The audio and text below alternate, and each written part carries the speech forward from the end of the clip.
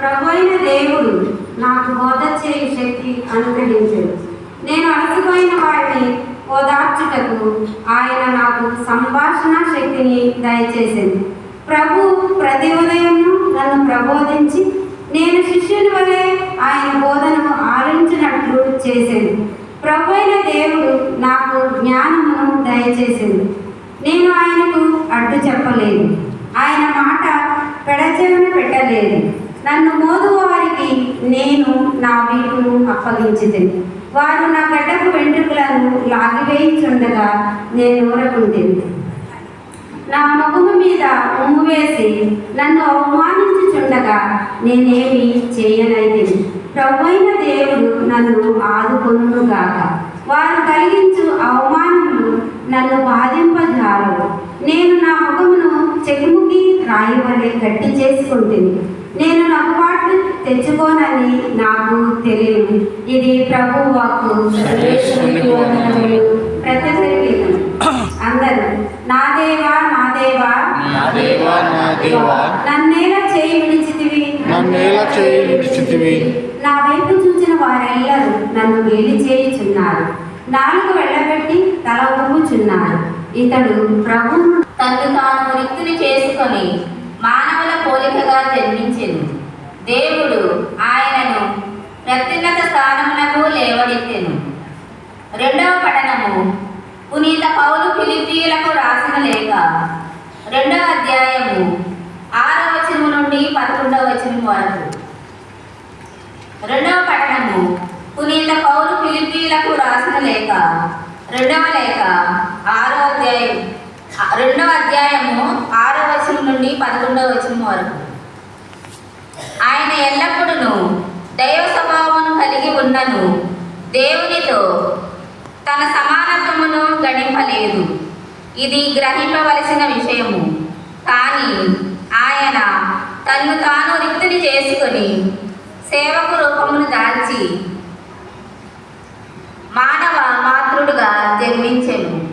ఆయన అన్ని విధముల మానవ మాతృడై ఉండి అంతకంటే వినయము గలవాడై మరణము వరకును విధేయుడాయను. అందువలననే దేవుడు ఆయనను అత్యున్నత స్థానమునకు లేవనెత్తి అన్ని నామముల కంటే ఘనమగు నామమును ఆయనకు ప్రసాదించెను. అందువలననే పరలోక భూలోక పాతాళ లోకము అందరి సమస్త జీవులను క్రీస్తు నామమునకు మోకాలు వచ్చి వినతులు కావలెను. పితయగు దేవుని మహిమార్థమే యేసుక్రీస్తు ప్రభువు అని ప్రతి నాలుక ప్రకటింపవలెను. ఇది ప్రభువు వాక్కు.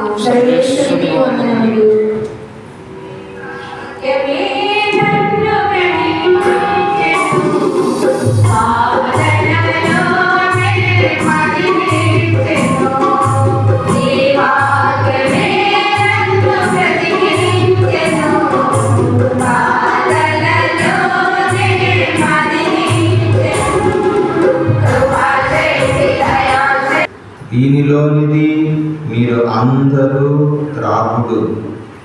ఇది అనేకుల పాప పరిహారార్థమై చింతపడనున్న నూతన నిబంధన యొక్క నా రక్తము. ఇది మొదలుకొని మీతో కూడా నా తండ్రి రాజ్యములో నూతనముగా ద్రాక్షారసము పానము చేయ వరకు దీనిని నేను త్రాగనని మీతో చెబుతున్నాను అనిను. వారు ఒక కీర్తన పాడి ఒలీవ కొండకు వెళ్ళిరి. అప్పుడు యేసు వారితో, ఈ రాత్రి నన్ను గూర్చి మీరందరూ దిగ్భ్రాంతి చెంది నిరాశపడుదురు. నేను గొర్రెల కాపరిని కొట్టుదును, మందలోని గొర్రెలు చెల్లాచెదరగును అని వ్రాయబడి ఉన్నది. అయినను నేను ఉత్థానమైన పిదప మీకంటే ముందు గలిలయ సీమకు వెళ్ళెదను అని పలికెను. అందరూ మిమ్మల్ని విడిచిపెట్టిపోయినాను, నేను మాత్రం మిమ్ము ఎన్నటికీ విడనాడను అని పేతురు పలికెను. అందుకు యేసు, ఈ రాత్రి కోడి కొయ్యక ముందే నీవు నన్ను ఎరుగనని ముమ్మారు పలికెదవు అని నీతో వకాణించుచున్నాను అనిను. అప్పుడు పేతురు ఆయనతో, నేను మీతో మరణింపవలసి వచ్చినను మేము ఎరుగనని పలుకను అనిను. అట్లే శిష్యులందరూ అనిరి. అప్పుడు యేసు శిష్యులతో గెత్సేమనీ తోటకు వచ్చి, నేను అల్లంత దూరం పోయి ప్రార్థన చేసుకుని వచ్చు వరకు మీరిచ్చట కూర్చుండు అని వారితో చెప్పెను. పేతురును జబదాయి కుమారుల ఇద్దరును తనతో పాటు తీసుకుని పోయెను. అప్పుడు ఆయన చింతాక్రాంతుడై ఆవేదన పడసాగాను. నా ఆత్మ మరణ వేదనను అనుభవించుచున్నది. మీరెచ్చటనే ఉండి నాతో జాగరణ చేయుడు అని పలికెను. ఆయన కొంత దూరం వెళ్ళి నేలపై సాగిలపడి, ఓ నా తండ్రి, సాధ్యమైన ఎడల ఈ పాత్రను నా నుండి తొలగిపోనివ్వు. అయినను నా ఇష్టము కాదు, నీ చిత్తమే నెరవేరనిమ్ము అని ప్రార్థించెను.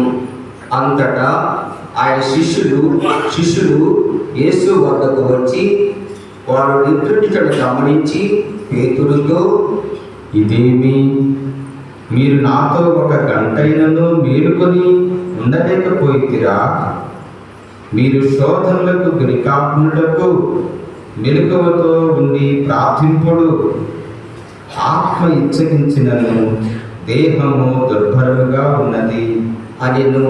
మరలా ఆయన రెండో మారు వెళ్ళి, ఓ తండ్రి, నేను పానము చేసిననే తప్ప ఈ పాత్రను నా నుండి తొలగిపోవ సాధ్యము కాని ఎడల నీ చిత్తమే నెరవేరనిమ్ము అని ప్రార్థించి తిరిగి వచ్చి వారు నిద్రించడం చూసెను. ఏదైనా నిద్రాభారముచే వారు కన్నులు బరువెక్కెను. ఆయన వారిని వీడి కొంత దూరం వెళ్ళి మూడవ మారు కూడా అట్లే ప్రార్థించెను. పెదప తన శిష్యులను సమీపించి, మీరు ఇంకనూ నిద్రించుచు విశ్రాంతి తీసుకునుచున్నారా?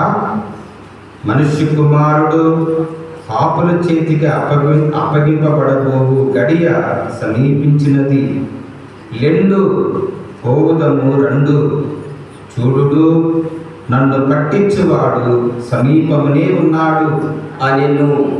ఆయన ఇంకనూ మాట్లాడుచుండగా అదిగో 12లో ఒకడుగు యోధా వచ్చెను.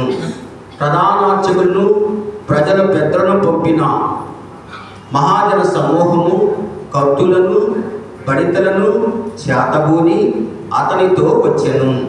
నేను ఎవరిని ముద్దు పెట్టుకుందునో అతడే ఆయన, అతన్ని పట్టి బంధింపుడు అని వారికి ఆ గురుదోహి ఒక